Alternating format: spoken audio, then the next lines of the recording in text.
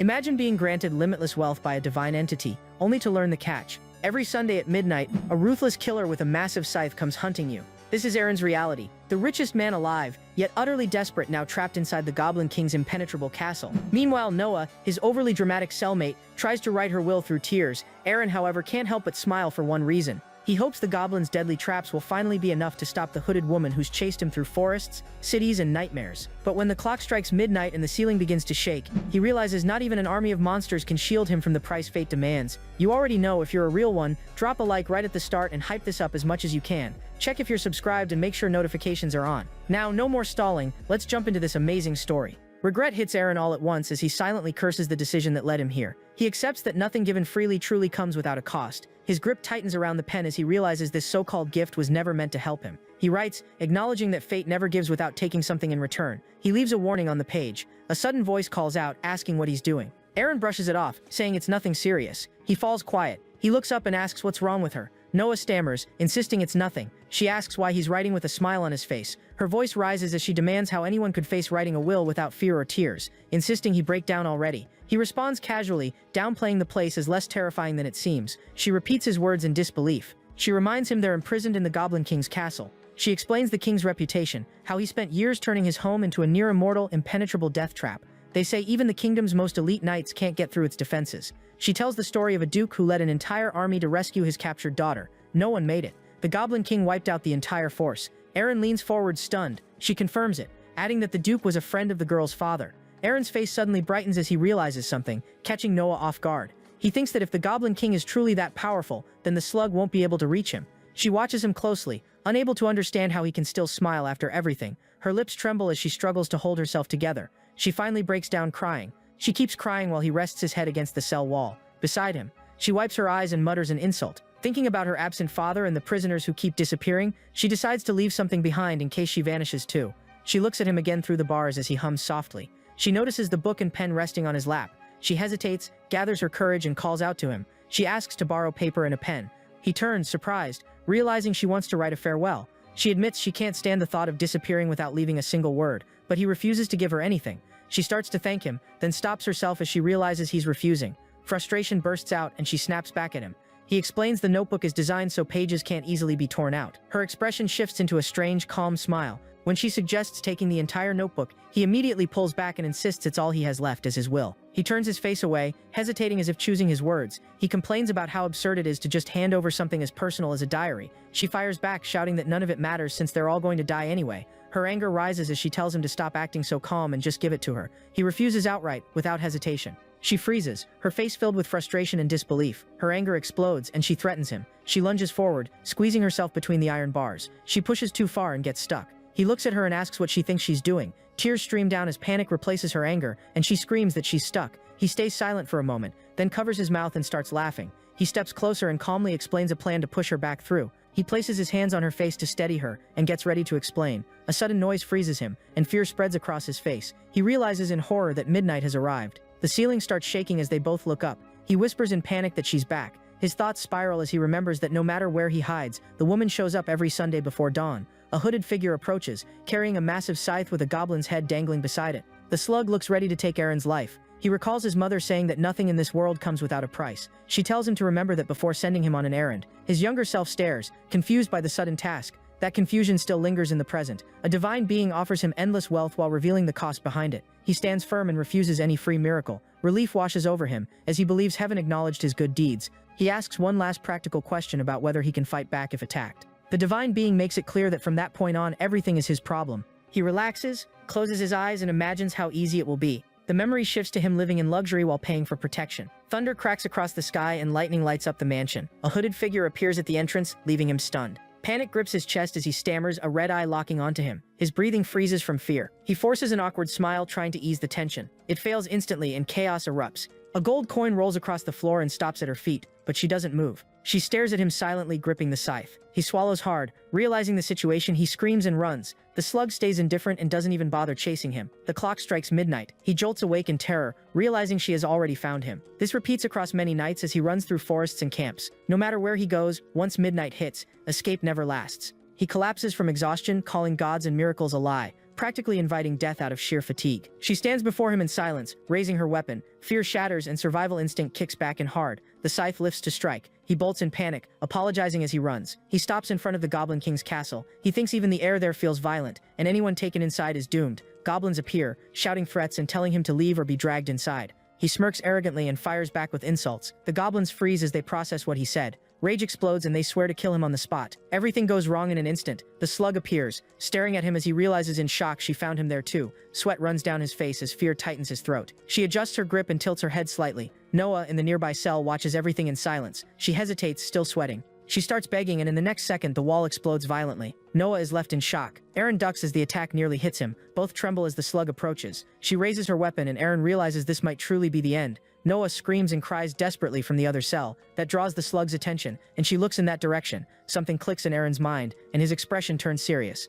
He moves at the perfect moment and reaches into his bag. The slug looks back and notices the sudden movement. He lifts a small sphere in his hand as he carries out his plan. He throws it to the ground, and smoke quickly fills the entire area. The slug remains inside the smoke as Eren says his goodbye. He jumps through the Rosroost walls, carrying Noah. She doesn't understand what's happening. They both fall as he keeps taunting the slug. She watches calmly while they continue falling. Eren uses a parachute to slow their descent. The slug turns her back and starts walking away. She stops beside the Goblin King's head, pauses briefly, then kicks it off the cliff with a cold look. The Goblin King's castle appears in the distance through binoculars. Someone grips the binoculars tightly while watching the area, and Kent studies the surroundings with mercenaries behind him, hidden behind a rock. Kent asks to confirm if they're really mercenaries, and one of them says yes. Kent tells them to be patient, but demands to know why they haven't attacked yet. One of the mercenaries steps forward and begins explaining urgently. He says the fortress is hard to breach and rushing in blindly would be a disaster. Kent's eyes narrow as he listens. He snaps again, yelling for them to hurry up. He reminds them how much gold he paid and insists they move to rescue his daughter. Panic and guilt flooding his mind as he imagines her suffering among goblins. The mercenary leader thinks the girl was captured weeks ago and that the worst has probably already happened. He silently admits that without the massive payment, he would have never taken the job. Kent holds a large sack of gold, the promised reward. He raises 2 fingers and reveals there are actually 2 bags. The leader calls everyone over and declares they're going to kill the Goblin King. People nearby whisper, realizing the mercenaries chose money over their own lives. The group moves through the city, their faces filled with confusion and fear. Anxiety grows as they question whether the Goblin King is truly that powerful. The leader weighs his reputation against survival, deciding it's better to run than die if things go south. His expression shifts when he notices Kent intercepting them. Kent snaps again, demanding an immediate night attack before dawn. The leader agrees to stage a distraction while secretly planning an escape route. He takes position and loudly confirms the order. He raises his arm and tells everyone to get ready. Tension rises as a strange disturbance ripples through the canyon. The leader turns and reports that it came from the direction of the goblin prison. He stares at the mountain, trying to grasp the scale of the explosion. Kent shouts again, ordering them to advance no matter the danger, reminding them he paid in full. The green-haired mage loses patience and tells him to shut up. Her gaze sharpens. A magic circle forms in her pupil as she senses a massive surge of mana coming from the prison. A violent vortex of energy wraps around the mountain, warping the night sky. She looks up in disbelief, realizing the presence is monstrous. Her expression tightens as she feels something is wrong. The others panic and ask what's happening. She explains that the huge mana signature suddenly vanished and assumes the worst. Kent interrupts as he appears behind them. He breaks down, begging them to stop stalling and save his daughter. The mage and the leader reluctantly agree and decide to begin the attack.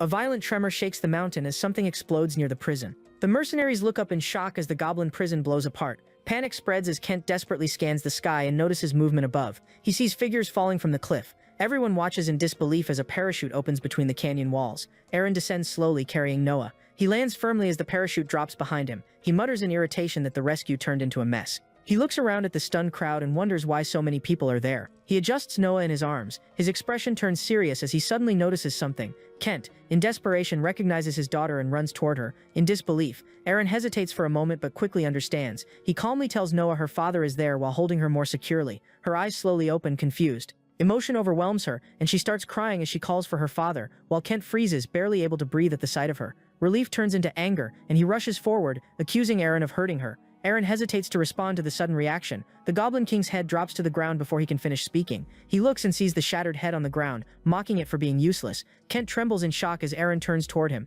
Eren asks what Kent just said about him. Kent suddenly changes his tone, praising Eren with exaggerated enthusiasm and misplaced gratitude. He keeps talking awkwardly, making the situation uncomfortable. Eren opens his mouth, in disbelief. The Kent family estate appears under a clear sky in the city. A fist slams onto the table as frustration finally bursts out. Eren curses himself and grabs his head, slipping into despair. Noah and Kent press their heads against the closed door, trying to listen. Noah hears Eren's anger and wonders what he's doing. Kent presses his lips together as his mustache trembles, reflecting that even legends have flaws. Noah asks why they called him a legend. He softens and asks her to come back inside with him. A cup of tea is set on the table as they talk. He admits that before they thought Eren was just an ordinary worker. He says caution saved him and that memory still bothers him. Noah reacts in surprise. His expression turns serious as he says famous isn't enough to describe him. He searches for the right words and explains that Eren is known as the lone hero in the Southern Territories. She repeats the title with curiosity and comments that it sounds embarrassing. Her father immediately corrects her, saying that even if the name sounds ridiculous, it fits Eren perfectly. She grows slightly discouraged as she realizes something. Silence fills the room as Kent watches Noah sitting uncomfortably. He reassures her that his judgment has never been wrong. She remains confused.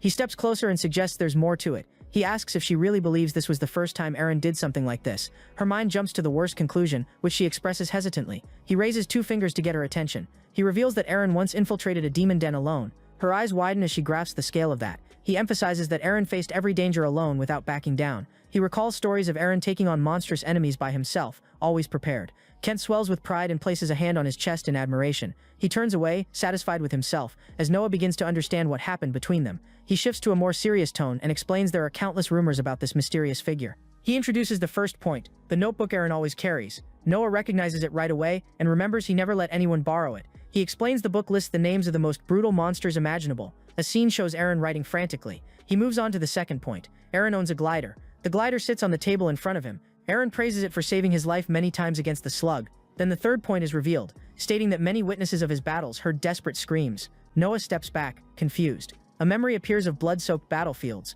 where no one understood his behavior until the truth became clear. He wasn't begging to be saved from enemies, but from the endless slaughter. Eren collapses from exhaustion, murmuring pleas in his sleep. Noah clenches her hands and calls out to him, shaken by the weight of the story. Kent presents the fourth point, and says it's what he admires most. He explains that even though Eren hates fighting and bloodshed, he's always drained after every clash. He emphasizes that Eren never allows himself to rest. Eren rushes out to save more lives in the brief moments between battles. Kent finishes his story while Eren sits there, worn out. Eren asks for a break and complains about how punctual the slug is. Kent places a hand on his chest, showing absolute reverence as if standing before a living god. Noah calls to him softly. Her hands tighten as emotion overflows. She breaks down and makes an impulsive decision. Driven by admiration and tears, Kent panics immediately and tries to stop her before she goes through with it. Eren slams his hand down hard, in disbelief. He refuses to accept that fate and declares he won't be taken down so easily. He raises his fist and shouts with confidence. The slug sneezes when mentioned. She pauses briefly, then keeps walking. Noah approaches with a cup of tea and offers it to Eren. Eren waits by the table, looks up and politely refuses. She returns with a small cake and offers again. He declines once more. Then she brings a large bowl of chicken soup. He lowers his head onto the book and refuses again. She tries to speak again, but he cuts her off and asks if she has nothing else to do today. She freezes, admitting she only came because she thought he might be alone. She shyly assures him she's not bothering him. Eren smiles with his eyes closed. He covers his face in frustration, thinking she definitely is. He wonders how she can miss all the signs. His thoughts drift to the day before, remembering he already found her dramatic even after saving her. His eyes widen as he realizes something important. He stiffens and clutches his chest as he remembers the time that has passed. Sweat forms on his face as he worries about how unprepared he still is. Noah suddenly appears in front of him and notices his strange reaction. He looks away awkwardly and says it's nothing important. She steps closer and asks again. Eren closes his eyes with a small, confident smile and finally speaks to her directly. He leans in and casually asks if she has any plans for today. Noah freezes as a dramatic thought crosses her mind. Her imagination runs wild with different future scenarios. She hides her face in embarrassment while Eren is left completely confused. He awkwardly says he's heading out for a while. Noah startles as she realizes what that could mean for her. Her expression shifts to determination, her eyes lighting up with excitement. She answers enthusiastically, surprising Eren with her reaction. Noah walks behind him along the quiet street. Her expression turns confident as she mentally celebrates how everything seems to be going right. Suddenly, she starts explaining things like it's a lesson. She says when a girl takes the initiative, the guy usually overthinks and gives a vague answer. She outlines a strategy, casually suggesting an option. She says the goal is to pick the place but make it seem like it was his idea. She glances at Eren and smiles, praising herself internally. She finally asks where he wants to go. She congratulates herself in her head, but her calm breaks when he mentions the alchemy workshop. She is shocked that he chose something so specific. Eren looks sideways and asks what's wrong. Noah quickly plays it off, saying everything's fine. The lit-up city reveals the alchemy workshop. They walk side by side down the street. She explains it's the largest workshop in the area. They stop at the counter, where an employee is asleep. Eren taps the counter to get his attention and asks if he can spare a moment. The attendant looks up and asks what he needs. Eren gets straight to the point. The attendant flinches and immediately steps back. Noah smiles as she watches. She steps forward confidently, trying to take control of the situation.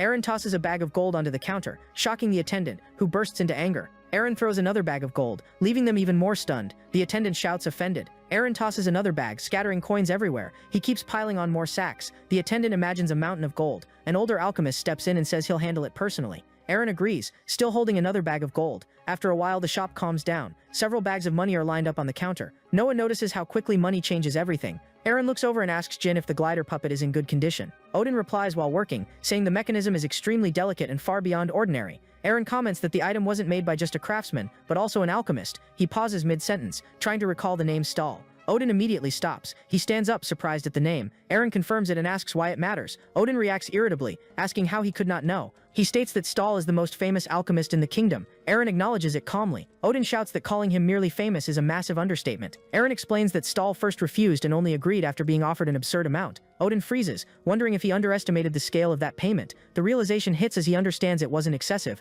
but the bare minimum. Those words echo in his mind as his pride takes a direct hit. He realizes how far beyond him this task really is. He sits alone at the table in heavy silence, while faint voices murmur in the background. Eren leans forward and asks if something's wrong. Odin keeps working without looking up and asks them to wait while he finishes the repair. Eren politely replies that they'll let him work. After some time, Odin places the repaired glider on the counter. Eren reacts with surprise at how fast it was done. He turns the item in his hands, wondering if it was really that simple. Odin casually explains it was never difficult, and questions why it would take long. He adds that the mechanism will never fail, as long as it isn't used. Eren tests it, and the mechanism starts spinning. Suddenly, the parachute deploys. Odin's face twists as he sees what happens. The parachute symbol appears like a raised middle finger. Eren immediately gives a thumbs up and praises the result. Odin demands to know why he activated it. Eren quickly offers to pay again for the repair. Odin freezes at the offer and the sincerity. He crosses his arms and demands extra payment. Eren agrees instantly and compliments his skill. Odin swells with pride and says his technique comes from a long line of craftsmen. Eren urgently asks for help creating a device to restrain people. Odin reacts quickly and asks what kind of tool he needs. He dramatically presents a powerful seal used even by city guards to restrain major threats. Eren comments that something meant for giants won't solve his problem. Odin changes approach and suggests brutal chains used in the capital for the most dangerous prisoners. Eren calmly replies that he already knows that device and has broken several of them. Odin keeps thinking, insisting he still has options. He presents an even more extreme restraint designed for uncontrollable giants. The pitch escalates further as he mentions a legendary device capable of binding even dragons. The speech cuts off abruptly when the mere mention irritates Eren. Odin falls silent with a forced smile, realizing he might be pushing too far. Eren calmly explains he wants something simple and straightforward. Odin counters that if it's that simple, slime mucus would already do the job perfectly. He turns away and recalls a basic method of processing slimes. His voice fades as his confidence drops mid-explanation. It suddenly clicks, and panic sets in when he notices Eren's reaction. Eren smiles, eyes shining while holding the bags of money. Odin grips the money as his master reviews the designs. He steps closer and studies the drawings. Frustration explodes when he realizes the design is nothing more than a crude scribble. His master stares at the rough sketches and tries to explain, then stops himself. He completely loses composure at the thought of losing all that money. A public announcement draws a crowd, and people react in disbelief. Adventurers quickly grab their weapons, preparing to take the job. Slimes appear across the fields outside the city. The group rushes forward, shouting and competing over who gets the reward first. Noah eats calmly. She finishes and politely says she's done. She announces she's heading to the alchemy workshop and leaves immediately. Kent and the butler talk about how close she's gotten to Eren. Kent worries Eren won't have enough money to support her and orders the butler to bring money right away. The butler agrees without hesitation. Someone asks what he meant by that, and the butler replies the money would be used to hire an assassin to eliminate Eren, making the person stare at him as he starts sweating. He questions that idea and says the gold is meant to pay Eren. He grabs 2 bags of gold and heads toward the alchemy workshop. He stops at the entrance and wonders if he's in the right place. He shouts in surprise when he sees the workshop filled with defeated slimes. Someone yells at him to move out of the way. An adventurer rushes in, pushing a cart loaded with dead slimes. He excitedly announces that every slime in the area has been wiped out while Kent stands there in shock. Another cart arrives just as Eren announces payment. The adventurers cheer and welcome him enthusiastically. Odin grabs a small knife to open the sacks. Eren lines everyone up and tells them to stay calm. Kent watches in disbelief as he realizes how much each person will be paid. Noah shows up and asks what her father is doing there. Kent jumps when she calls him. She demands to know why he's there with so much money, and he awkwardly explains that he saw she had a suitor and brought funds to help. He tightens his grip on the bags and says pride can't be ignored. Noah reflects that lately she's been seeing what pride really means during her time at the alchemy workshop. She remembers how Eren has been working alongside Odin. She watches them walking out together carrying a container of slime. She praises Odin while Eren also acknowledges his skill. Noah holds a cup of tea and thinks about finally having a day away from the workshop. She wonders how Odin plans to keep Eren away from her. The idea of spending an entire day with Eren excites her as she enters his room. Eren is hunched over the table and Noah calls out to him, worried. She rushes over and asks if he's okay. He turns surprised and says her name. He tries to brush it off, saying he was just thinking. She steps closer, holding her chest, insisting he explain. He looks at her for a moment. He hesitates and warns he might end up saying too much. A sudden interruption happens when Odin rushes in, saying the slime gel weapon is ready. Eren says it's time to go. Odin pauses and asks if Noah is coming too. He senses a dangerous intent coming his way. Noah answers with a strange smile, saying she's going along. Odin proudly prepares to present his creation. He shows the weapon and confidently describes its explosive power and range, explaining it was made using all the slimes collected nearby. Odin's master tries to give the weapon a name and announce it. He reveals the full project and gives Eren credit for helping. Odin casually remarks that the weapon looks simple. Eren studies it closely and gets ready to speak. The workers around them tense up. Eren declares the weapon is amazing and exactly what he needed. A giant beneath a cliff near the city comments that the human festival will leave the city's defenses weaker. He gathers his forces and declares it's time to show their strength to humans through direct action. The giants roar about their return and demand the city be destroyed and taken over. Another giant notices something odd on the battlefield. He scratches his head and admits he planned to eat some slimes during the attack. Eren pauses mid-page when the mention of the Lantern Festival catches his attention and pulls him from his thoughts. He looks up from the book, confused. Noah excitedly explains that it's one of the most dazzling celebrations in the city of Grimler. Eren dismisses the idea that luck has ever been on his side. He casually asks when the festival takes place. Noah answers without hesitation, but the date lingers in his mind with an uneasy feeling. Noah describes how the city releases lanterns into the sky that night. She talks about hundreds of lanterns rising together, lighting up the city with a soft glow. She mentions wishes being sent into the endless sky. Suddenly, panic erupts as the crowd screams about a monster and a killer. The slug appears, making it clear she will find him. No matter where he runs, Noah keeps talking excitedly about how the festival fills the streets with food stalls that only show up once a year. She eagerly points out her favorite stand and insists on getting skewers from a place that only opens during the event. A vendor hands over hot skewers and tells them to eat quickly while the festival is still going. The slug appears again and warns that tomorrow will never come for him. Both think about the festival, but with completely different feelings. They both admit they can't ignore that feeling. Noah calls out to Eren. She hesitates when Odin suddenly walks in and calls him. Her expression softens into a smile after a brief pause. Suddenly, Noah slams the table and shouts at Odin. A heavy tension fills the air like a storm about to break as she stares him down. Eren quickly brushes off the tension and announces he's going to the Lantern Festival, then turns with determination and says they should go together. The city bursts into celebration, with flags and confetti filling the streets. Noah's expression tightens as she realizes how much she had been waiting for this moment. Eren calmly takes another bite of a skewer. Some pieces fall to the ground. He compliments the food for being authentic. The stall owner praises him for eating so many meat skewers at once. The vendor hands over a special item reserved for those who manage to eat 10 skewers. Eren and Noah look at the reward with admiration. He calls Noah, and she assumes the gift is for her. He gets excited and proudly shows off the item. Noah ends up holding both the skewer and the bracelets in her hands. The vendor apologizes and explains there are only 2 bracelets, and the other one has already been sold. Noah freezes as she realizes another girl has the matching bracelet. She imagines someone else in the city wearing the same one as Eren. To play it off, she asks for more skewers while Eren laughs. Quietly, she notices he actually put the bracelet on.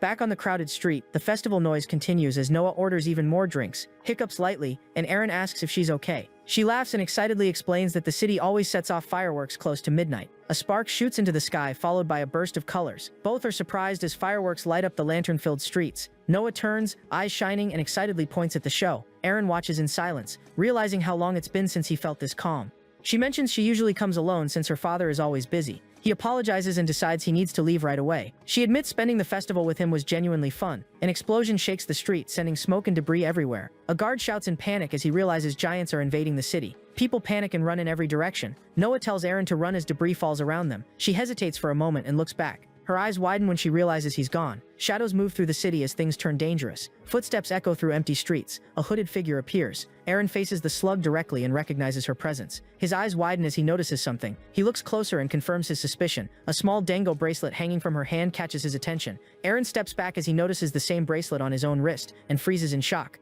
He stammers, realizing they both have matching bracelets. He demands to know why she has it. He recalls the vendor saying there were only 2, and realizes another girl bought the second. He repeats that while staring at her. He points at her and mocks her for not even looking like a girl. He starts accusing her, asking if she stole it from someone defenseless. She responds with nothing but a blank stare. She calmly raises her scythe. He watches and says that reaction is exactly what he expected. She lunges with the scythe as he prepares himself. She spins and strikes with force while he aims his weapon. He fires slime at point-blank range. The slime bursts and completely engulfs her. She gets trapped inside the gelatinous mass. Noah runs through the chaos as people flee. She struggles to breathe as she pushes forward. She stumbles into someone and crashes hard onto the ground. She tries to move but gets stuck. She struggles to stand, shaking. She wonders why Eren abandoned her. She thinks she never mattered to him. Bitterness takes over as she grips her dress and curses men who walk away without a second thought. She forces herself to stand despite the pain and declares that from now on she'll rely only on herself. Her eyes harden as she wipes away her tears. She pulls herself together and vows to survive. Eren lowers his weapon and observes the result. He looks at the massive slime in front of him and wonders if it worked.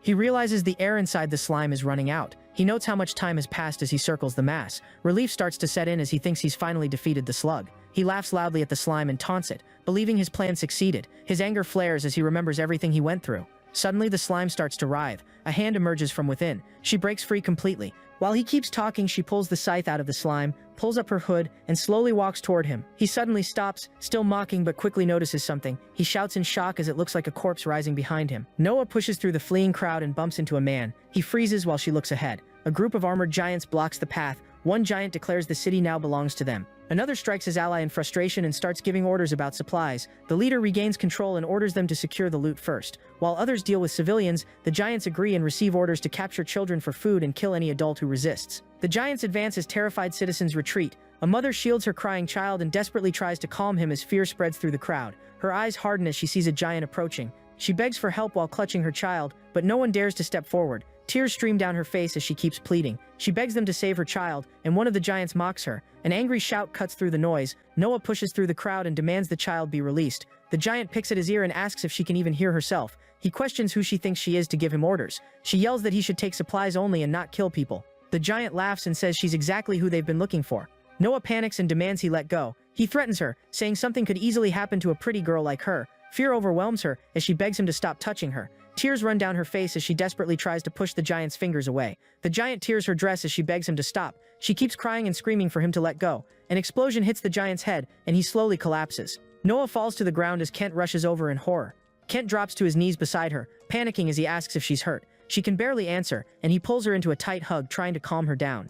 Odin urgently reports that the Lord and the soldiers escaped without them. She hesitates as she tries to speak. The giant mocks them for thinking they can still escape after everything. He grows furious after being hit by an alchemy cannon and slams his own head as his rage builds. He declares that everyone will die. Kent charges with his blade, swearing the giant will fall before touching his daughter. The ogre laughs and accepts the challenge, and Kent nervously backtracks, saying it was just a figure of speech. Noah grabs a sword and shouts that she'll fight to protect her father. Kent desperately tells her to run away with Odin. The giant spreads his arms and invites her to attack. Odin readies his cannon and promises to back her up. Noah answers with fury, gripping her sword as Odin stands beside her. Her eyes narrow with determination. She shouts her challenge and rushes forward. The giant accepts the fight and prepares as she leaps toward him. Kent screams her name in terror. As the clash begins, her attack fails when she trips on the ground. She freezes as the giant stares down at her. He laughs at her clumsy fall and mocks her attempt. The giant taunts her and hands back her sword so she can try again. He assures her he won't kill her. He suddenly twists as an explosion hits his shoulder. Odin fires his cannon and yells for the giant to stop threatening them. He grits his teeth, remembering he's still in the fight. The giant dismisses him as nothing but an annoyance. The ogre charges, strikes Odin and sends him flying. Odin slides across the ground. The giant declares the game is over and orders everyone to be killed. Noah freezes when she hears it. The ogre gathers his men and proposes a twisted contest to see who kills the most. As his soldiers cheer, heavy footsteps echo while someone shouts for everyone to move immediately. The giant stops mid-taunt when he notices something. Eren runs down the street, yelling for people to clear the way. He pushes through the giants, forcing a path. His sprint cuts through the crowd as people stumble back. Luona starts running after him. One of the giants laughs at the fleeing human and mocks the attempt. A blur shoots across the street, and the giants stiffen as they're struck by something unseen. Noah grabs Eren and pulls him into a hug, shouting that he came back. The crowd erupts, recognizing Eren as the one who took down the giant with a single blow. They cheer him as a hero while Eren looks overwhelmed with Noah clinging to him. Eren suddenly turns as he senses the slug approaching. He runs through the empty street while she chases him. An hour earlier, he wonders why she's moving faster. He stops to listen near the city walls and realizes it's a miracle as crystals form on his boots while he approaches the wall. He jumps and wonders if slugs can fly. He steps onto the wall and climbs to the top, praising himself. He realizes too late that slugs can climb walls when she starts scaling after him. Back in the present, the crowd celebrates Eren's return. Sweat runs down his face as he realizes everything is spiraling out of control. The slug slowly approaches the giants she defeated. She thinks about the meatball vendor and comments on how good they tasted while the survivors gather around Eren.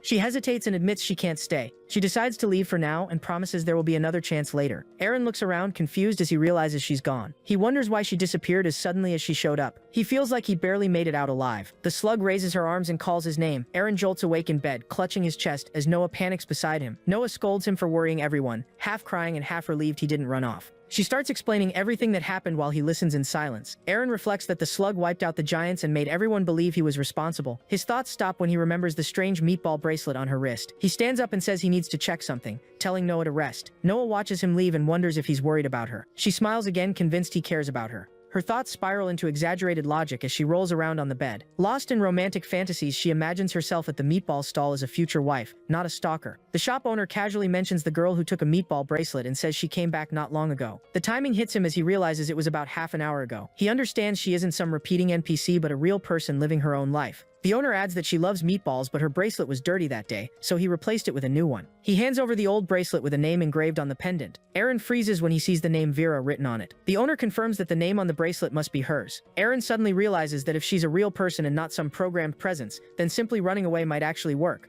Noah asks for a new meatball flavor while Aaron struggles with the idea of escaping a world without modern transportation. She notices him but sees he's lost in thought. She suggests staying with him for company, awkwardly clarifying she's not implying anything romantic. Her face suddenly turns red when the seasoning hits harder than expected. Chaos follows as the intense flavor overwhelms her, making the vendor laugh. A loud crash interrupts as workers struggle to carry a piece of armor that's impossibly heavy. Aaron notices the armor and is confused by how solid it is, even though it came from a golden giant. The workers comment that the armor remains perfectly intact, unlike the giant itself. One of them finally spots Aaron and calls out to him in surprise. The workers thank Aaron while he inspects the armor. He examines it closely and wonders what it's made of. The workshop workers discuss the armor's origin and who could even wear it. An older worker mentions he saw that armor in use back when he worked in the capital. He explains it's made from one of the toughest materials in the world. The younger workers praise him while Aaron keeps studying the armor. Tears start forming in his eyes as Noah watches, confused. She wonders why he's staring at the armor like that. Aaron is told that cold iron requires a special forging process and can't be produced locally. He immediately asks if the material is for sale, making it clear money isn't an issue. The craftsmen explain there's no stock of it and that the giants would never give up their tribe's greatest treasure. Aaron frowns as he realizes the idea is slipping further away. Suddenly he starts crying, imagining that forging cold iron armor would make him completely invincible. The craftsman quickly adds that cold iron is extremely heavy and nearly impossible to transport, and a flash of realization appears on Aaron's face. He slowly lifts his head and stares at the massive cage in front of him. He imagines trapping Vera inside a cage. He declares his intention to head north immediately and forge a cold iron cage on site. The gathered craftsmen look horrified as panic spreads. Noah's eyes widen as a thought hits her and she realizes stepping forward now could change everything. A romantic fantasy crosses her mind where Aaron praises her loyalty. She imagines townspeople warning him that giants see humans only as tools and enemies. Aaron imagines Vera fighting giants in the freezing cold. He connects the dots and realizes cold iron armor could solve multiple problems at once. The craftsmen panic, explaining that the northern roads are deadly and surviving without preparation is impossible. Aaron keeps imagining Vera freezing to death. He declares his plan complete and clenches his fist with renewed confidence. He announces his decision to go north and challenges anyone willing to follow him. The group immediately backs away in fear, leaving Jin frozen in place. Odin hesitates and glances around as he notices all eyes on him. A firm grip closes as Aaron calls him with complete certainty. Aaron grabs Odin's hand and praises him for standing by his side, leaving him stunned. Aaron leans in and declares their bond, calling Odin his closest ally. Odin panics and insists he can't go because of his apprentice contract. A formal transfer document appears, prepared and sealed among piles of coins. Odin is handed over abruptly. A quiet, simple transaction happens, contrasting with the chaos around them. Odin is dragged along the ground as Aaron moves forward without hesitation. They both look down as Jin clings desperately to the edge, begging not to be taken north. Noah gently interrupts as she leaves to speak with her father, while Aaron crouches beside the exhausted Odin and assures him he'll be paid properly. He confidently offers a generous monthly payment. Aaron and Odin stand before the large building that houses the Merchants Association. Odin questions why they would enter a place driven by greed and profit. A furious employee complains about margins while Aaron and Odin watch from a distance. The man finally notices them and turns around. His expression changes instantly. Recognizing the hero who saved the city and sensing an opportunity, he greedily decides to keep Aaron satisfied and tie him down with long-term benefits. He introduces himself as the branch president and welcomes Aaron with exaggerated politeness. Odin internally mocks how quickly the man lowers himself without any pressure. Aaron directly states he needs to reach the northern lands by Sunday. The president freezes upon hearing that. He hesitantly suggests the request is far beyond what the association can normally handle. Aaron calmly insists it's possible and presents a detailed list of preparations. The president reluctantly agrees to review it. His eyes widen as he reads the list. He stumbles over his words, shocked by the scale and absurdity of the demands. Aaron raises his voice, emphasizing the need for carriages. The president loses patience internally and starts to believe Aaron is mocking him. He tries to explain that unicorns are sacred and extremely rare. Not even royal ceremonies have easy access to them, but Aaron ignores him and says money isn't an issue. The president stiffens and makes it clear that this goes far beyond money. He explains that the association runs on a strict VIP ranking system, and Aaron doesn't meet the criteria. Aaron brings up the Red Rope affiliation and its privileges, claiming he has it. He raises his hand and shows that he owns one of the Red Ropes. The president holds back a laugh and starts explaining the rules with a restrained smile. He clarifies that privileges depend on deposits, and Aaron only qualifies for a single rope. Odin whispers, embarrassed. Aaron tilts his head, then suddenly brightens as an idea hits him. He confidently announces that he actually has many red ropes. He reveals he had so many that he made a sweater out of them. The president's face freezes, then shifts into pure shock. Realizing what that implies, he drops to his knees and declares absolute loyalty to Aaron. He promises to fulfill any request without hesitation. The red rope of the Merchants Association is described as a symbol of absolute authority and status, where rank increases with the number owned. A sweater made entirely of red ropes raises doubts about what level that represents. The president eagerly asks if there are more requests now that preparations have begun. Eren calmly asks whether leaving on Wednesday morning would be an issue. The president freezes, realizing how little time remains. Eren's firm gaze makes it clear he won't back down. The president quickly reassures him, insisting there's still enough time. He explains that a snow elf is an extremely rare existence and suggests someone like that goes beyond normal standards. Eren states with certainty that she will come. The snow elf sits by a window, silently reading a document. An attendant praises her elegance. She recalls how the rose-colored city fell into chaos when monsters invaded its streets. The former lord is condemned as a coward who exploited the people. Lord Shell advanced alone to settle debts and negotiate directly with the lizardmen. Everyone feared the worst had happened to Shell when she disappeared beyond the city gates. She eventually returned injured, but determined. The lizardmen who plagued the Rose City were wiped out. The townspeople debate who could have saved the city, doubt Shell's claims, and question the motive behind it.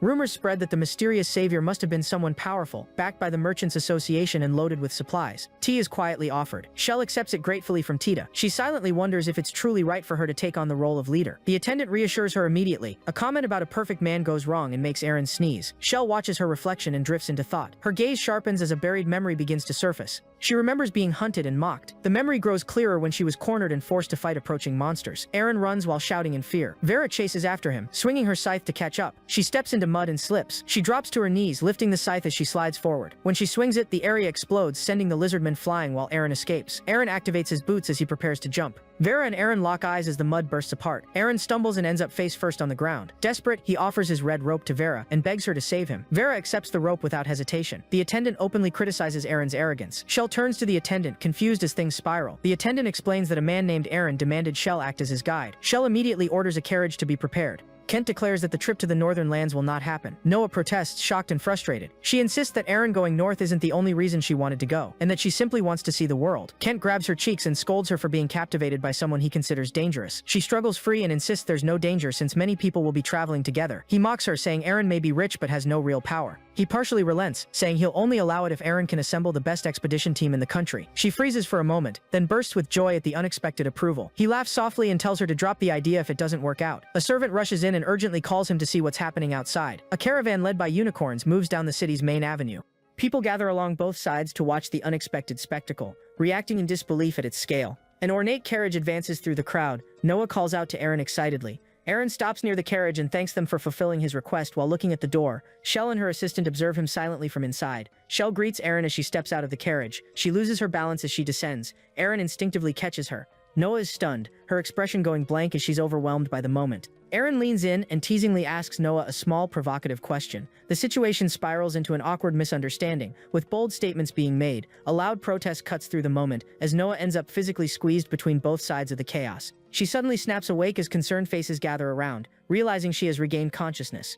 Everyone leans over her, asking why she suddenly fainted. As she tries to process where she is and who's there, Noah introduces herself shyly to Shell. Shell calmly introduces herself in return. Noah freezes upon seeing Shell's beauty and status. Eren casually states that Shell will be his guide to the northern lands. Noah struggles with the idea, questioning Shell's decision to leave her city and worrying about what might happen before they even reach the north.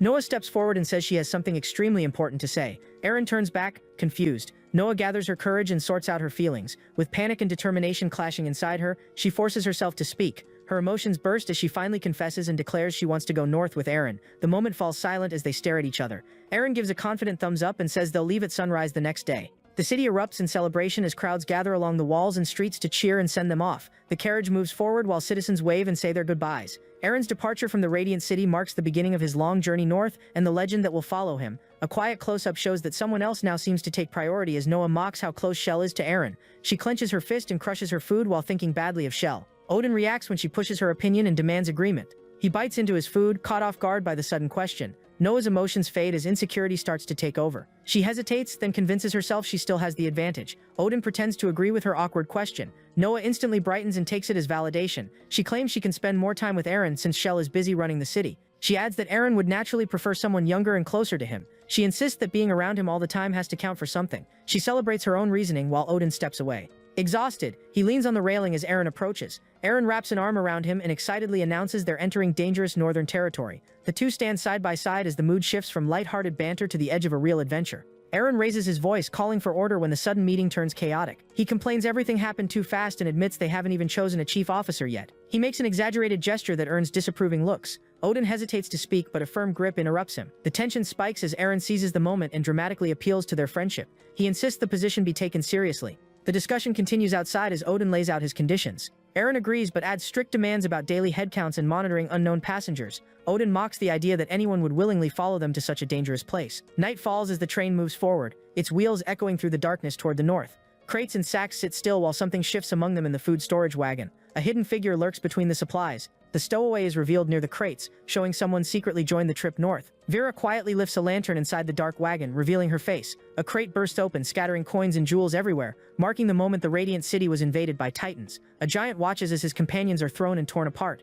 Eren is suddenly surrounded by panicked civilians clinging to him. The giant screams that Eren is a demon and runs away in terror. He kneels before his leader, insisting he survived a terrifying monster. The chief praises him for surviving and accepts him into the tribe. The next day, the giant watches the city wall and mocks the chief for believing his lies. He looks through a telescope and spots a line of carriages approaching along a snow-covered road. He wonders how a human convoy managed to enter the northern lands. He adjusts the telescope to get a better look and focuses on an open carriage window. As he keeps watching, he sees Eren peeking out. He recognizes Eren's face and starts sweating. He runs while shouting a warning and calls for the chief. Eren remarks that they're almost there, while Odin razdrazedly tells him to close the window. Eren shuts it and tells everyone to stay alert. Odin warns them to be careful when dealing with giants. Eren asks what could possibly go wrong. They arrive at the giant's castle after passing the walls. While the unicorn collapses unconscious, Eren explains the unicorn got irritated by the cold. The chief approaches and hesitantly asks their purpose. Eren steps forward calmly and says he didn't come to cause trouble, but to make a deal. The guards interrupt, questioning what he's holding. Eren tries to check what's in his hands. The guards approach aggressively and start issuing orders.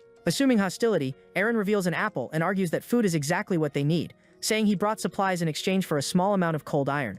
The mention of cold iron visibly shakes the chief. A massive axe slams into the ground beside Eren. One of the giants explodes in anger, accusing Eren of mocking a sacred resource and provoking them. Eren ignores the outrage and insists his offer is genuine. He points to the wagons behind him and says they're filled with valuable goods. He boldly adds that he also brought large sums of money as part of the deal. Eren walks to the door and invites them to see the proof themselves. The moment it opens, a powerful blast of snow bursts outward. The castle gates open and torches are lit. Two goblins kneel and roll out a red carpet. Drinks are served in large cups. Cups clash loudly in a toast, sealing the deal inside the frozen hall. The chief raises his drink and declares that goblins and humans will share fate and honor from that moment on. The crowd cheers as the alliance is announced. Outside, a guard mutters that the chief has lost his mind for negotiating with a demon and suggests stealing food and fleeing before the humans leave. The carriage door slowly opens as he reaches for the handle. Vera lies among food and supplies inside the storage compartment. A giant watches her, realizing there's a human woman there who could be sold for a huge reward. He approaches, justifying his own cruelty. Vera turns toward him with a sharp, focused stare. She lunges and attacks, slicing the giant into pieces. Odin raises a horn and blows it to gather the giants. He stands on a rock beside Eren, coordinating the work below and warning everyone to stay alert during construction. He questions why they came all this way just to watch giants build what looks like an iron cage. Eren suggests danger is never far from him. He adds that he's learned to live with it, pulling his hood up dramatically. Odin turns and laughs, saying Eren has lost his mind.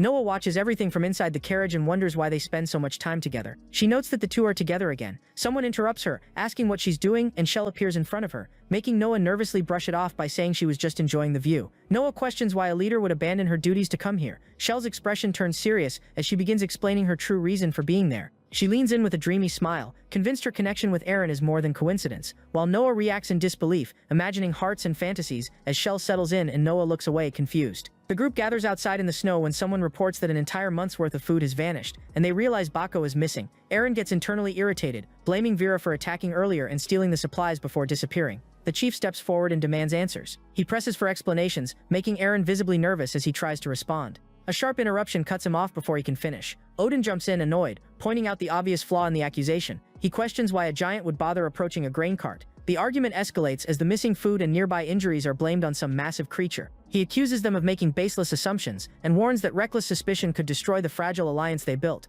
The chief is advised to look for a traitor among his own, or consider that a wild beast may have invaded the territory. The giants disperse with forced politeness, exchanging empty formalities while Eren watches Odin with pride. Odin insists Eren knows more than he's saying. He states with certainty that whatever killed the giant was not a wild animal. Eren hesitates, struggling to respond under pressure. A flash of realization appears in his blue eyes as a terrifying possibility forms. Panic builds as an old legend comes to mind. The tale speaks of an ancient village that angered a cruel god, whose wrath brought destruction and terror. a lone warrior stepped forward and swore to take on the curse meant for everyone. He promised the demon's hunt would fall only on him. The warrior was bound to an unavoidable curse, and wandered endlessly while fleeing from it. The story ends by showing that even when the villagers believed they found a solution, death had already taken its toll. Odin is shaken as he realizes the curse described might be the same one tied to Eren. Eren panics internally, trying to think of a response that won't make things worse. An idea suddenly sparks, and Odin directly links the legend to Eren. Odin brushes off the concern and reassures him. He declares he won't let Eren die. Eren questions why he should feel inspired instead of worried. The construction is completed, revealing a massive iron cage rising over the rocky ground.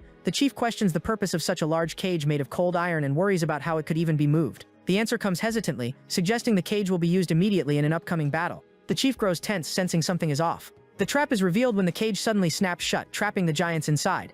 Eren flashes a peace sign with a confident smile as panic erupts among the giants, who shout that he planned everything from the start. Noah wonders why Eren is alone. He calmly explains that someone has been bothering him for a long time, describing it as a constant, unwanted presence. The explanation leaves her stunned as she tries to process it. Tears form as she lets out her fear of being hated. He quickly pulls back and clarifies that he was talking about someone else entirely. Vera appears nearby, silently watching through the falling snow. She studies her target closely, preparing to finish things.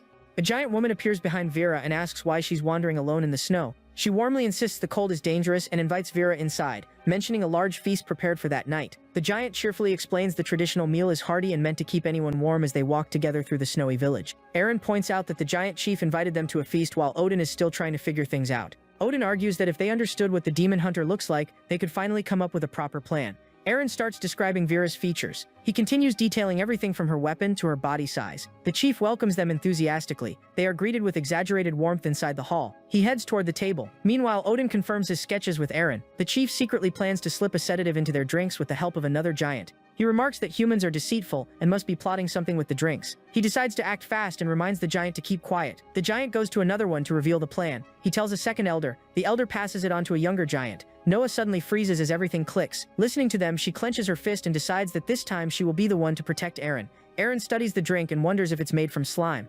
The chief insists he drink, proudly presenting it as a rare specialty meant to honor him. Tension builds on both sides. While the chief pushes, Eren silently calculates. A heavy thud echoes as the cup is set down, buying time and drawing attention. Eren stands and says he wants to speak. The giants listen with growing curiosity as he reframes the meeting as goodwill and cooperation. He raises his hand and claims he's had several visions. Time passes as night deepens, showing the banquet has been delayed far longer than planned. Snow slides off rooftops as the cold intensifies outside. A giant warms himself by a small fire while roasting meat. The long explanation finally ends, leaving the giants confused. Eren declares he's finished, and urges everyone to start eating. The hall erupts in excitement as the giants celebrate being able to eat at last. A heavy wooden cup is shoved back into his hands, insisting he drink after talking so much. He convinces himself a small sip won't hurt. Noah rushes in panic, trying to stop him as he lifts the cup. He pauses confused and looks at her as she calls out. She steps forward with her hand out, desperately warning him not to drink. The cup ends up back on the table as she stands firmly in front of him, shielding him while everyone watches. Surprised, the chief tries to downplay her concern and insists the drink is harmless.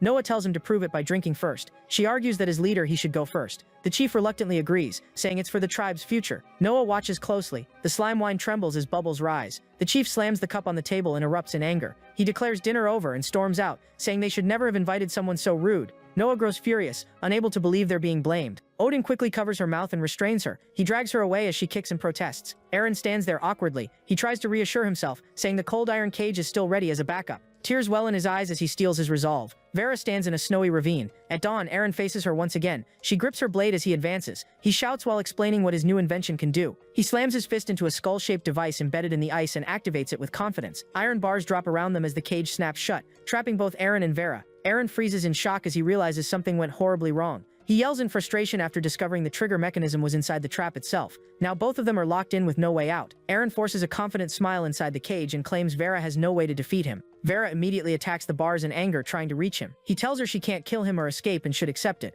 A small crack interrupts his confidence, and his expression shifts to concern. The iron bar in front of him fractures, and he panics, shouting for her to wait. She stays calm behind the damaged bars, staring straight at him. She places her scythe against the crack and starts grinding it down. He realizes too late that cold iron offers little resistance to magic and fears she might use it against him too. A chunk of iron falls between them, and he recoils in shock. She tries to squeeze through the gap while he orders her to stay back. She notices the opening is still too small and keeps weakening the bars. He steadies his breathing, trying to stay calm. Her gloved hand slides along the curved blade, and the bracelet on her wrist glows, catching his eye. He narrows his eyes and mutters her name, in disbelief. As she lands behind the broken bars, his eyes light up with a sudden idea, and he urgently tells her to stop and think. He raises his hand, realizing she can still hear him, meaning there's still a chance to negotiate. She watches without expression as he tries to threaten her, bringing up people she cares about. He says he can find her family and friends, and hints their safety isn't guaranteed. If she keeps going, he threatens to tell her family what she's done. She looks away without a word. He convinces himself that since she's human, she must have some weakness and offers to end everything in exchange for whatever she wants. He shows a bracelet as proof they share something in common and tries to appeal to her emotions. Her grip tightens on the scythe as he goes on about kindness and investments. He spreads his arms, passionately preaching peace and love. She stays silent, watching his gesture. Suddenly she pushes his hand away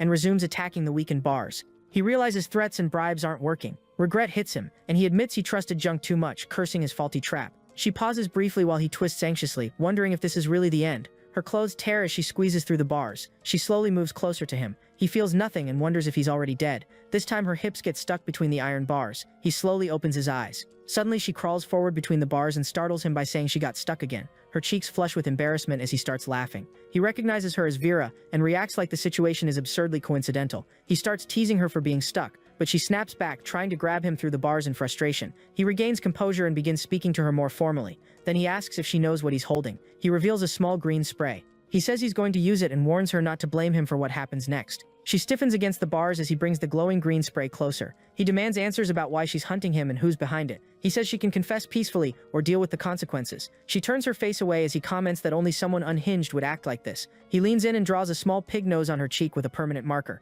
He says he's just a regular guy trying to survive and reminds her she's just another worker who shouldn't lose sight of what matters. He yanks off the bracelet she values when she refuses to back down. Her eyes sharpen and she demands it back. He pauses, confused. He tosses the bracelet to the ground and remarks it took her 6 months to finally speak. She clenches her fist in anger. He casually suggests she go pick it up herself. He lifts the bracelet with a smug grin and warns that if she won't talk, he'll force the truth out if she resists. He says he can't guarantee where he'll shove the enchanted bracelet. A ridiculous image flashes of a unicorn biting a red apple, and her eyes widen at the implication. Vera remains stuck between the bars while Aaron bitterly reflects that money can't fix this. Aaron rubs his forehead, regretting making a deal with that so-called god. He grabs her cheeks and demands answers. He squeezes her face impatiently as his patience runs out. He pulls out a blade and claims it's coated in toxins, saying even a scratch would be enough to kill her. He brings the knife closer and says no one will save her. She calmly places a hand on his chest and stops him effortlessly. His confidence wavers and he falls silent. Aaron quickly says he was joking. He insists he would never actually hurt Vera. The contract begins activating, and she grabs his arm while he watches in shock. A force violently pulls her forward, dragging her body toward him. As he trembles behind the bars, she clings to him,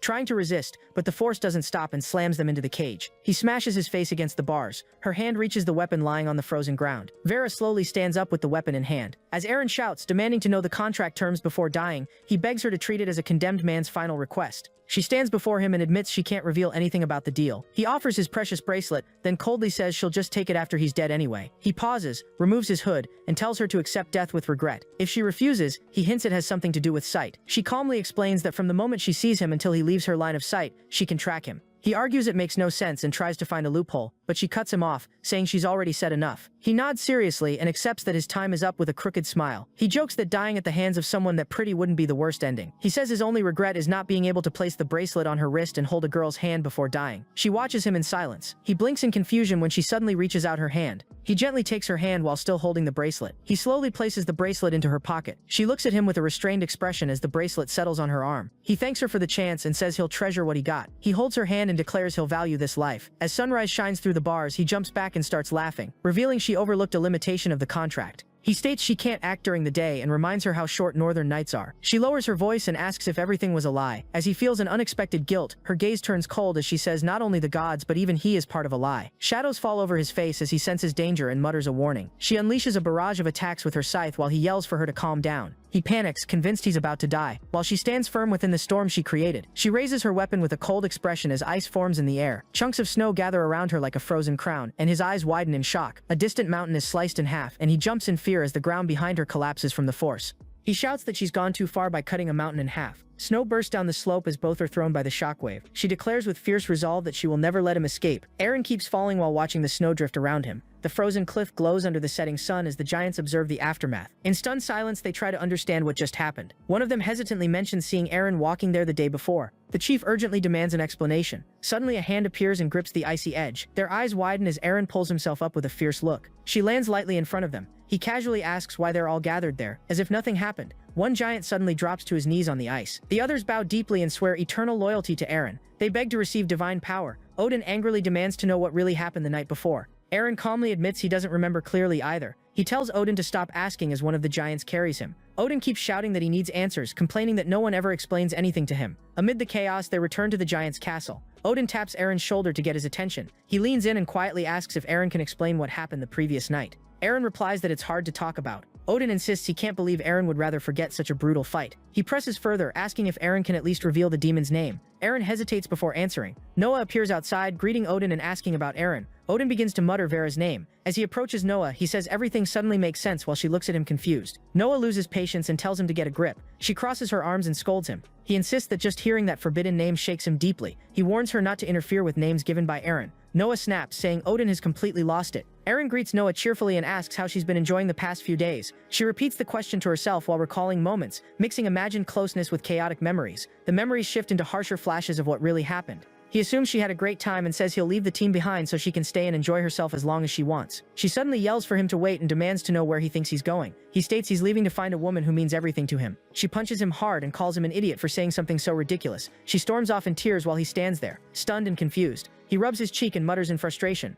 Eren turns and starts writing on a board. His eyes harden as he begins planning. Standing before a board full of scribbles and symbols, he tells himself the information he gathered will help next time, even if this attempt ended in chaos. He insists that this time they need to find on foot the key connected to everything. He urgently asks Shell for help, describing the target as someone human-like but strangely rare, almost otherworldly. Shell calmly asks for specific details about the woman's height and appearance. He confidently states that the person he's looking for is a woman. She hesitates, then agrees to begin the search. When he returns to his domain, he emphasizes that this matter is tied to his survival and that he's placing his life in her hands. She seems to take his words in a more romantic way. Shyly, she suggests making a proper portrait as a reference. Since the search is so important, he murmurs that a drawing would definitely help. He kneels in the snow, wondering where he can find an artist. His thoughts are interrupted when he sees a red-haired girl being dragged by a stubborn unicorn. The girl insists she's the expedition's official artist, and that her scattered sketches are important records. He crouches and picks up one of the fallen pages. The sheet reveals a detailed portrait of him. He sits beside the artist and questions her style. She proudly claims it's realistic. He pauses, trying to find polite words, then bluntly tells her to redo it.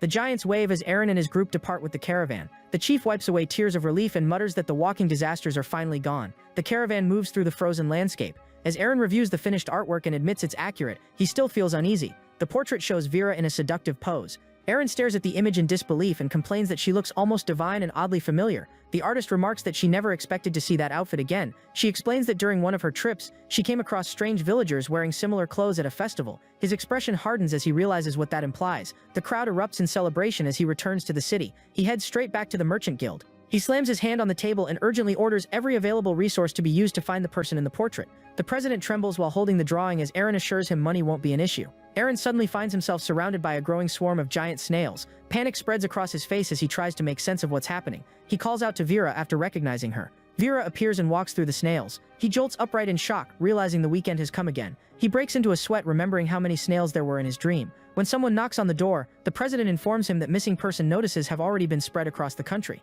The president jokes that even powerful figures can't forget their first love and says he's no exception to worldly temptations. He keeps pushing Eren to reveal which woman stole his heart, but Eren brushes it off. Eren states that the woman in question is so dangerous she doesn't just make hearts race, she can stop them entirely. The city is already celebrating, with banners hanging across the streets and confetti falling as crowds gather in excitement.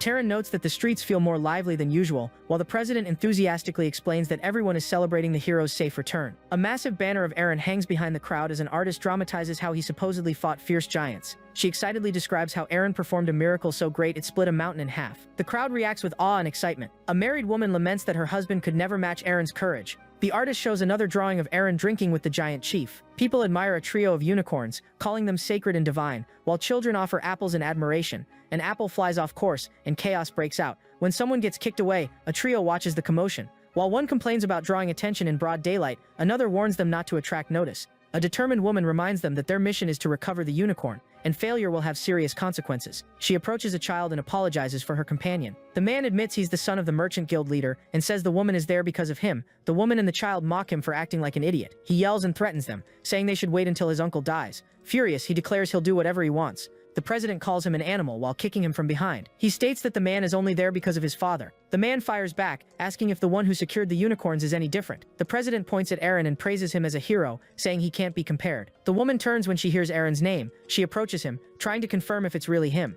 The scholar formally introduces herself as a member of an ancient civilization tasked with recovering the unicorn and studying the giants. Eren responds with hidden interest. Noah shouts for her father at home, saying their house has lost its purity. Her father arrives furious, complaining about the disgrace, until a servant gets his attention and the hallway falls silent. When the door closes, Noah looks around, wondering where her father went. The servant gently points out her impatience but admits he might be overstepping, suggesting her recent trip wasn't as smooth as it seemed. He reveals he has watched her grow up and won't stay passive anymore. He offers to personally teach her how to win the affection of the person she wants. She stares wide-eyed and asks if he's serious. The scholar explains that the ruins of the ancient king and the lost mural tied to a protected excavation are extremely important to the current world. Eren sincerely thanks her for everything she has done for him. He admits he's embarrassed because he's been researching a lost race recently, and the mystery has been giving him a headache. The scholar reacts in shock, saying discovering a lost race would shake the entire world. Eren asks for her department to officially join the investigation and offers to take her directly to the archives to study the case. At that moment, Kent storms in, accusing Eren of corrupting his daughter and deceiving other young women. Caught off guard, Eren is confused for a moment by the accusation. A guard rushes in, reporting that someone has broken into the Chamber of Commerce and destroyed the ancient scepter. While Kent insists the artifact means nothing compared to his daughter's purity,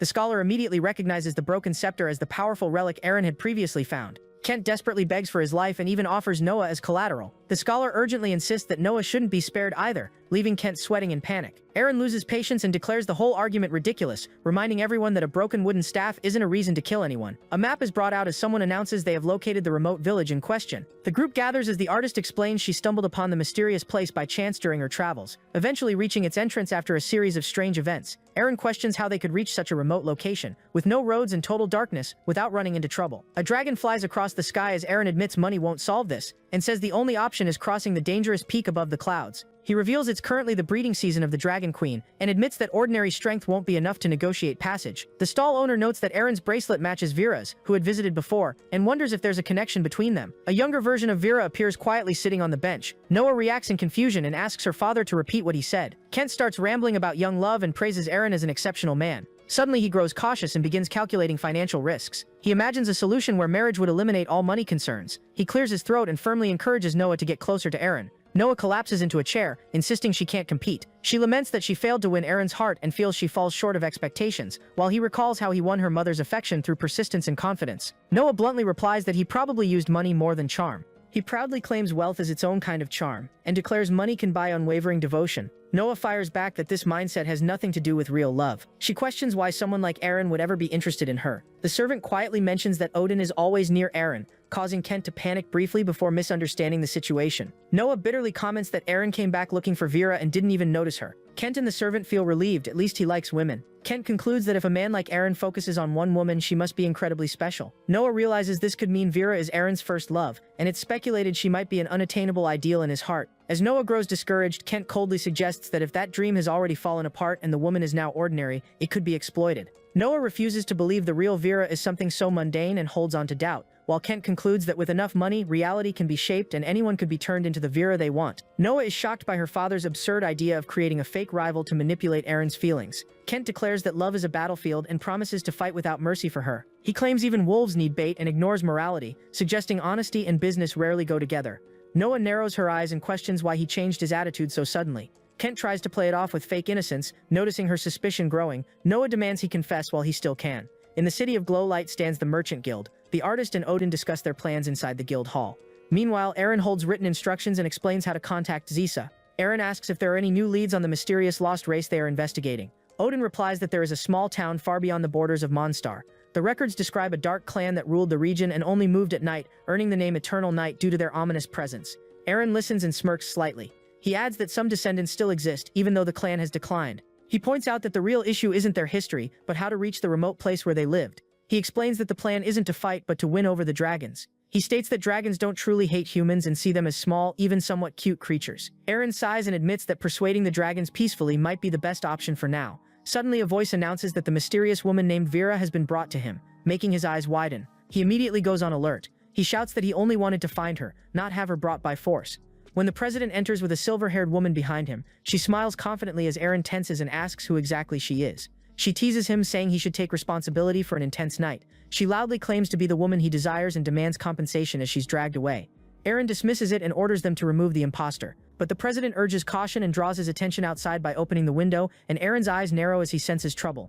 A chaotic crowd of hooded women argues and shoves each other, all claiming to be the real Vera. As insults fly, Eren looks at the president with a dark expression. The situation spirals out of control, and the president panics, promising to fix everything immediately. Noah storms down the main street dragging Kent, declaring he must apologize to Eren for trying to sell her. She firmly states that Kent will go with her to apologize right away. Kent shouts that a simple apology won't cover the cost of the destroyed artifact and warns they'll still be buried in debt. She stumbles forward in desperation as he grabs her sleeve, and through tears she admits she feels trapped by an impossible debt. She recalls that Eren saved her life and that she now owes him more than she could repay in a lifetime. Afraid of what he thinks of her, she blames her father and cries, saying Eren must see her as nothing but a burden. Kent lowers his voice and suggests a shameful plan. Noah snaps back angrily, saying he hasn't done anything useful. She drags Kent toward the crowd of hooded women, insisting they will go apologize to Eren together. She starts hitting her father's head, crying that her future is ruined. In her frustration, she ends up punching one of the hooded women. The hooded woman snaps back, saying anyone claiming to be Vera should line up properly, making Noah question if that's really the Vera Eren is looking for. Noah demands to know how they know that name, and nervously asks if the real Vera is nearby. The entire hooded crowd turns toward her at once and asks if she's talking to them. She struggles to process what's happening. Two hooded women mock her and suggest she came to steal the name for the reward. Noah protests, saying her name is Noah, and stumbles through an explanation that she's Eren's companion. The hooded woman bursts out laughing, mocking her for not even remembering the name right. One of them says to just ignore Noah and calls her companion an old man. They start arguing while Noah grabs a flyer and sits on a bench. She studies the poster announcing the search for Vera. Noah admits she didn't think her father's assumption would be right. She sighs, wondering whether she should keep going or give up. She imagines a scene where Vera abandons Eren. Someone begs Vera to stay. Noah appears like an angel, saying she'll fill the emptiness in Eren's heart. She laughs at her own fantasy. She snaps back to reality when another hooded woman walks by. She comments on how small the hooded girl looks. Noah wonders if the girl's family is so desperate that they sent her out to work for money. The president interrupts everyone, announcing the chaos was caused by a misunderstanding, and declares that, as compensation, each person will receive a free loaf of bread. A bread stall is set up outside with a notice limiting it to one per person while supplies last. The president formally ends the event and asks everyone to take their compensation and leave in an orderly way. The crowd explodes in anger, accusing him and demanding refunds. The president responds arrogantly as objects are thrown at him. The crowd surges forward. A boy and a girl watch the chaos while managing the bread stall. Then someone calls out, claiming to be Vera and asking for bread. The girl leans forward, teasingly asking if she's also named Vera, calling her cute. A small Vera appears at the stall and firmly repeats that she wants bread too. She points to the largest loaf and says she wants that one. The boy hesitates and warns it's too big, but the girl says the child's determination shows she believes in her choice. Vera's eyes shine brightly when she's praised as someone special. Vera walks off carrying the huge loaf while Noah watches in confusion. She sits next to Noah with a loaf nearly as big as her body. Noah lets out a squeal, thinking she looks incredibly cute hugging the oversized bread. Noah notices the bracelet the child is wearing and wonders if it matches the one she saw before. Excited, Noah offers to buy Vera's bracelet with a bag of gold so she can study instead of working. Suddenly she remembers there's only one pair of those bracelets and grows suspicious. Noah gently calls Vera, but the girl burps. Vera burps loudly again and Noah panics but says not to worry and promises to get water as she runs off. Vera stays seated. As soon as Noah leaves, she stands up immediately and prepares to go. She moves to a corner to hide. The small hooded girl transforms into a woman wearing an elegant black outfit. A cup of water drops to the ground. Noah clutches her chest, wondering if what she saw was some kind of magic trick. As Vera watches, someone looks over the courtyard and notices only a few people remain where there was chaos before. Eren mutters about the unbelievable scene he just witnessed. The president says the crowd is already dispersed and apologizes for the chaos. He cautiously brings up the earlier strategy and asks if Eren needs help from the Mage Association. Odin asks if the president also handles personnel matters. The president asks Eren if he has heard of Cradle and shows a decorative plaque symbolizing their partnership. Cradle is the capital's Mage Association, whose students excel in every field. Witches and magic reinforce the idea that any mage from that academy is highly skilled and reliable. Eren admits with an odd smile that he has some history with them. They arrive at the main gate of the association, trying to reassure themselves everything will be fine. That confidence disappears when they see a notice board with Eren's portrait crossed out at the Chamber of Commerce. On the second floor, the president nervously asks what the young man did to end up on Cradle's blacklist of the century. Eren casually replies that he just got rid of a few people. The president admits that high-level mages are rare these days. He mentions having a distant relative who just graduated from Cradle. Eren immediately demands the graduate be brought in and promises to pay 10 times the usual rate. Half an hour later, tension fills the room as a pink-haired woman and Eren face each other. They shift positions while Eren grabs an apple, and she introduces herself as Celine, casually saying she expected a shady merchant. She teases him about his age while taking a bite of the apple. Eren is impressed by her display of magic and eagerly asks to tag along and try it himself. She calmly refuses, taking another bite. He drops onto the couch beside her and complains he wanted that trick to avoid someone. She questions his arrogance, saying magic isn't something you just pick up overnight. She proudly states she mastered it through talent and training under the legendary mage Magdalene. Eren recalls Magdalene fighting Vera and silently roots for her. He shouts Magdalene's name in shock as Vera defeats her. Selene explains that Magdalene retired suddenly. She then brings up Alan, known as the Academy's rising star. A memory flashes of Eren cheering for Alan as she claims a simple mental attack would crush her opponent. Vera stays calm with her weapon as the attack backfires on Alan, leaving her exposed and humiliated. Selene notes that Alan's own magic turned against her and adds that she hasn't visited the Academy in a while. Eren abruptly tells her to forget the past and join the team right away. He opens a map, points to the marked destination, and explains time is tight, they need to leave immediately to arrive before nightfall. She looks surprised and asks if it's really that urgent. Odin, worn out, says he wants to see a demon with his own eyes. Eren turns toward the open window and warns that seeing something like that isn't something they'd actually want. Suddenly he stiffens, sensing a familiar presence, and asks why Noah is there. He calls out to her, asking what she's doing.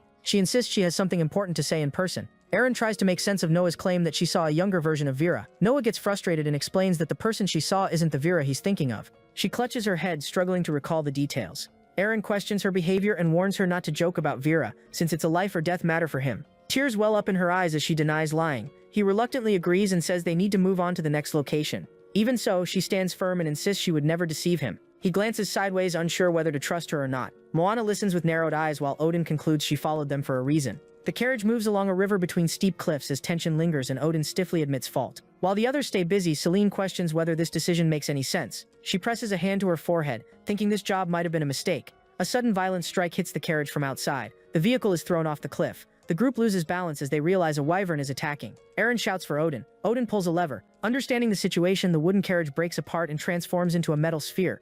The newly formed sphere bounces down the rocky slope as it plunges toward the forest below. It finally lands among the trees, where small mechanical legs stabilize it on the ground. Eren holds his head, checks on the others, and wonders why a wyvern would attack so far from its nest. Odin insists they're safe for now since the vehicle is a battlefield relic built to withstand heavy damage. Eren looks outside, trying to figure out where they ended up. His expression shifts to alertness. Noticing something outside, he shouts a warning.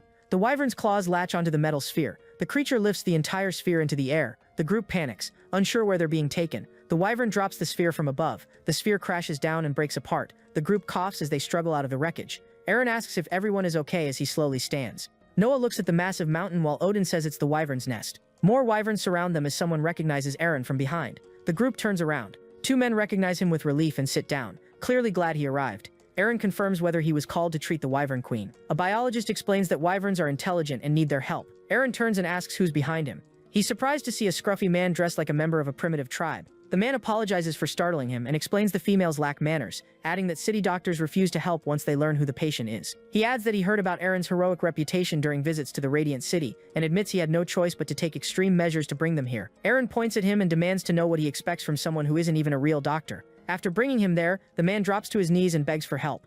He explains that a strange illness is spreading among the wyverns. Eren's expression turns serious as he asks if it's affecting their minds too. They are led to the massive queen, weakened in her domain, right inside the nest. The man reassures her, saying Eren is there to help and everything will be fine. He explains the sickness began after the queen laid a strange egg. Eren asks if the egg is poisonous, and the man confirms it is. Selene cuts in, saying it's not poison but a curse. A strange purple substance hints at the nature of the problem. Selene and the biologist theorize that the curse may have developed naturally as a defensive response in the wyvern's genes. The biologist concludes that since the wyverns kept their bloodline pure for so long, mixing with outside blood may have triggered an extreme reaction that manifested as this curse. Selene and the biologist step back when the vial containing the purple substance suddenly bursts. Selene explains that the egg has effectively become an active source of the curse. The scaled egg trembles beneath the queen's wing in the nest. Suddenly it starts to float, and the group realizes it's still releasing the curse. Several wyverns fly wildly into the sky, while the queen seems unable to control them. The man watches in confusion as Eren and Noah grow tense. The floating egg pulses with an ominous glow. The man begins to sweat as he realizes things are getting out of control.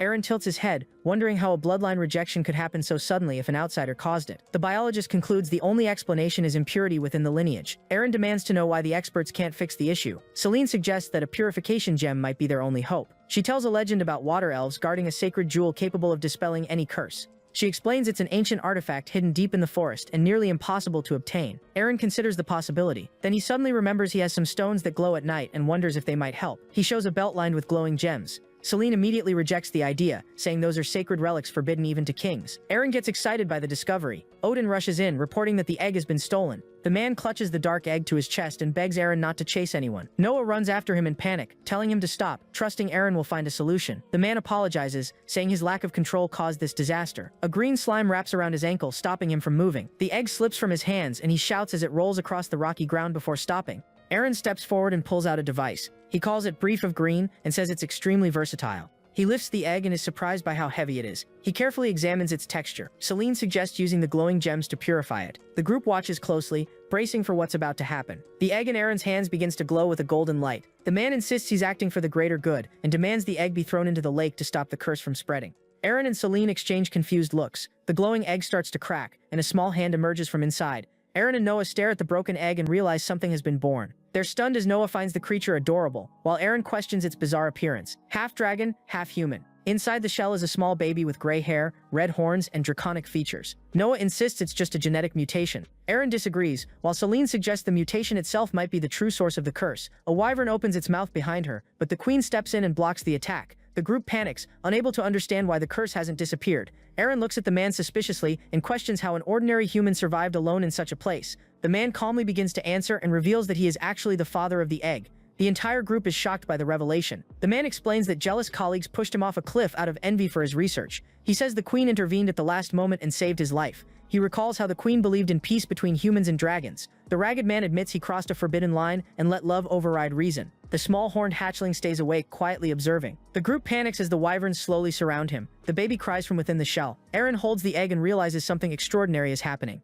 The nearby wyverns sense the change. Then Celine steps forward and declares that the curse has suddenly been broken. The ragged man watches in disbelief and murmurs that the curse is finally gone. The queen lowers her head and gently nudges him. He leans against the dragon's snout and whispers his thanks, eyes filled with tears. Noah celebrates, saying love can create miracles and was also the source of their troubles. The ragged man grabs Eren's hands and, deeply moved, thanks him for saving the entire wyvern tribe. Eren awkwardly brushes off the gratitude and insists they should leave right away since they've already lost too much time. The queen offers to carry them, shocking the group when they realize she can speak. She explains that an ancient seal had been suppressing her consciousness and voice. Eren quickly tells her to lead the way, and the dragon agrees before taking flight. As her wings beat strongly, Noah wonders how a human and a dragon could have a child. Celine lets out an awkward laugh, and from above, as a dragon flies between jagged cliffs, the wyvern suddenly drops and lands hard. They arrive at an abandoned city marked by a worn archway and empty streets. The queen explains that centuries ago her clan declared the place forbidden, and no humans have lived there since. Celine and Noah notice silent figures standing still in the shadows inside the buildings. Noah mutters that the place feels hostile to outsiders.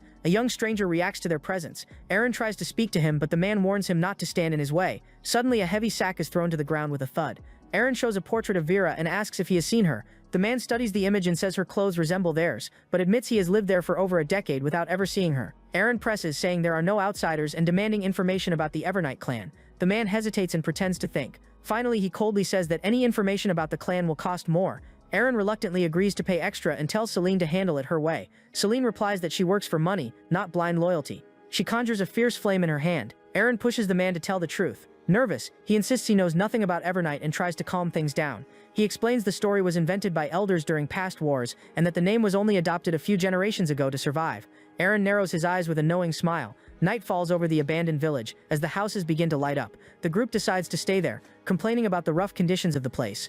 Odin notices Celine is gone and wonders where she went. Eren reveals she rented a room for herself and tells the others to ignore it for now and explore the town later. Celine gets annoyed at being ordered around and decides to prepare a special potion that will make Eren completely obedient to her. She conjures a bubbling purple mixture and admires it proudly. Eren opens the door and asks what she wants. With a smug smile, Celine presents the potion as purple smoke bursts toward his face.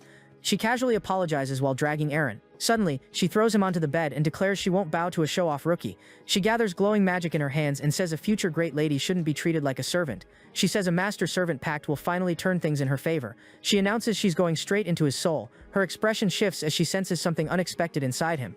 Her vision turns into a nightmare-like scene.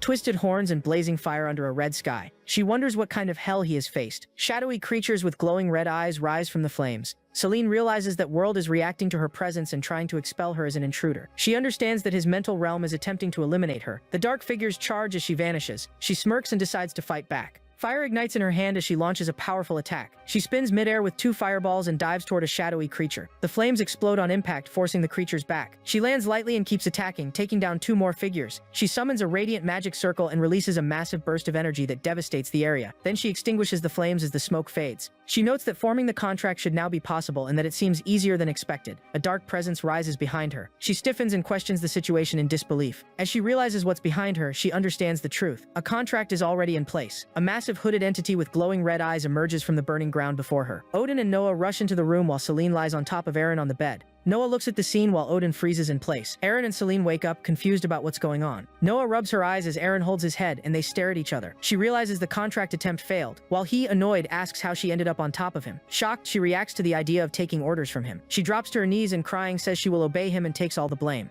He asks what kind of nonsense that is and says the whole situation is a mess. He gets up and decides to look for answers on his own. He says he's going outside to investigate, while she nervously asks if she can come along. He tells everyone to mind their own business as Noah and Odin follow him out. Noah, confused, questions his behavior and asks what's going on. She looks at a mirror while holding a black cloak and wonders if it's what the locals wear and whether Eren would like it. She thinks about putting it on and decides to wear it. Eren suddenly freezes as he notices something. His expression hardens as he remembers how little time he has left. He recalls how close Vera came to killing him and wonders where he could even run. He suddenly stops, hearing something. He spots a villager sitting beside a basket of eggs. Eren grabs the man as he tries to flee and demands answers about Vera. The villager nervously insists no one has seen her and hurriedly claims everything is shutting down. Eren loses his temper, orders him to stop lying, and demands the truth. The man finally admits the girl they're looking for was the last of the Evernight tribe and that she supposedly died long ago. The truth surfaces in a chilling confession. The entire town acted together, and the person they sought had already been killed. Eren shakes the villager and demands exact details. The man panics and says they were forced, calling the child impure. He explains that even as a kid, Vera already had terrifying strength. Eren questions how ordinary people managed to kill someone that powerful. The villager admits they used deception since she was young and easy to trick. He struggles to recall more details. When pressed about her appearance, he finally remembers blood-red eyes, sending a chill through Eren. The villager hesitantly suggests the person Eren seeks might be that same girl. Eren orders him to lead him to the burial site immediately, and the man quickly agrees. On the way, the villager questions whether digging up a grave is right. Once there, he tries to open the already unearthed coffin. He looks inside, confused, insisting he saw Vera die himself. Eren tries to make sense of her return. He asks why the villagers who killed her even bothered with a coffin. The man says it was an old woman's idea, someone who begged them. Eren asks if he truly saw Vera buried. The villager, shaken, realizes the old woman must have saved her. He lashes out, saying they should burn the old woman. Eren kicks him from behind for saying they did the right thing. He mocks the villager and demands to know where the old woman is. Eren warns the trembling man to stay quiet, reminding him he only has one night to cooperate. In a town this small, the villager protests that finding her in one night is nearly impossible. Eren coldly replies that it's his problem and reminds him of the consequences of defying him. He reflects that the clues are finally coming together and that even someone with such a tragic past could still be a victim of this hunt. He feels the next encounter will be the decisive battle. Odin approaches, worried about Eren's long absence, and asks if he found anything useful. Eren replies that he has promising leads and expects to resolve things soon. Odin asks him to call Noah for dinner. Eren knocks on Noah's door and says the food is ready. When there's no answer, he calls again, more softly. He slowly opens the door, looks inside, and asks if she's there. His eyes widen in shock when he sees her. He braces himself, realizing the timing is off. He concludes he's cornered with no way out. He moves forward and grabs the hooded woman from behind. He demands she face him, saying he's ready to fight to the end. He curses the cruel deal he made with a god and admits he regrets it year after year. They roll across the floor as the struggle turns chaotic. He declares that if he has to die, so be it, and vows to confront the cursed god. He grabs her cloak and demands to know why she's running. If she wanted to kill him before, he tears off the cloak and demands she do it now. He wraps himself in the fabric, saying he has nothing left to lose. As the cloak covers them, Noah repeats his words, completely misunderstanding. She tries to make sense of it, wondering if he truly feels that way. Eren keeps saying he won't run anymore while struggling with the cloak. Noah lies down, blushing, and calls out to him. She says he has to take responsibility and agrees, even if reluctantly. Eren suddenly stops as he hears a familiar voice. He looks in disbelief and slowly lowers the hood. Shocked, he realizes it's Noah and asks why she's there, questioning her state. Noah looks at herself confused, trying to understand what he meant. Suddenly, loud knocks pound on the door as an angry voice calls for Eren, hurling insults. Eren stands frozen for a moment with a handprint on his face. They scramble up in panic, insisting he never meant for this to happen. Odin calmly says Noah already left and that the villagers found the old woman. Eren tenses immediately. He denies doing anything and asks about the book Odin is holding. Odin explains he found old records in the town's library about the Evernight tribe and paid a lot for them. Eren takes the book and starts reading. Odin comments that the tribe's power changes over time. Eren agrees that matches the current situation. He flips to an illustration showing the tribe being hunted and burned in the past, explaining why they're so good at hiding now. Odin reads that the tribe endured a long and miserable history and notices a final detail. He explains that the Evernight tribe is known for having extremely poor memory. The villager rushes in with news that they found someone. Eren reacts instantly and leaves without hesitation. He calls for Celine to get ready. She responds eagerly and follows him. She asks where they're headed, and Eren explains they're looking for an important elder. She complains about the long walk and how remote the place is, falling behind. While Eren stays focused, the villager says they're almost there. Eren grows suspicious and asks if the man is trying to trick them. The villager clasps his hands, swears he's telling the truth, and begs them to trust him. Eren relents and tells them to keep moving. The villager mentions the old woman they're seeking is elderly and forgetful. Eren narrows his eyes and says he already knows how to handle it. He thinks this means dealing with yet another person with memory issues. The villager points to a small house at the end of the path and says they've arrived. Celine sighs in relief and says she'll handle it herself. Eren grabs her by the collar and pulls her back. She stumbles, confused, and asks what he's doing. Eren tells her to calm down and show some respect. She repeats the word in disbelief, saying someone like him has no right to talk about that. He exhales, annoyed, and says he'll take the lead in the conversation. He raises his hand to knock and calls out cautiously. The old woman opens the door carefully and asks who he is as he stands outside the modest house. She serves a drink and assumes he's just a traveler. She comments that only someone reckless would come all the way out to such an isolated place. Eren says he came out of curiosity to see the Evernight tribe for himself. Vera replies that kind of curiosity takes courage. She reflects that the world is rarely simple and judging an entire people based on rumors is unfair. She talks about how fate guides everything and how many have tried to resist it in vain. He responds that much of the world feels irrational. The old woman chuckles softly and says he's interesting. He starts to say that if he were forced to accept certain terms, he'd rather reject them. The old woman pauses and asks if it's already time for breakfast. Eren watches her closely, silently wondering if she truly remembers nothing. He questions whether her condition is real or if the trail has gone cold again. Suddenly she asks what day it is, and Eren says it's Saturday. As Vera stands by the window, she mentions Vera and suggests the girl must have been trouble for him. Sunlight spreads across the empty floor as the moment lingers. He looks toward the window in silence. Bright flowers sway under the clear sky. She gently holds a picture of herself with Vera and thanks her for everything. And that's where the story wraps up. If you enjoyed it, drop a like and subscribe if you haven't already. If you made it this far, comment the secret word Lone Hero. That's it for now, and I'll see you in the next video.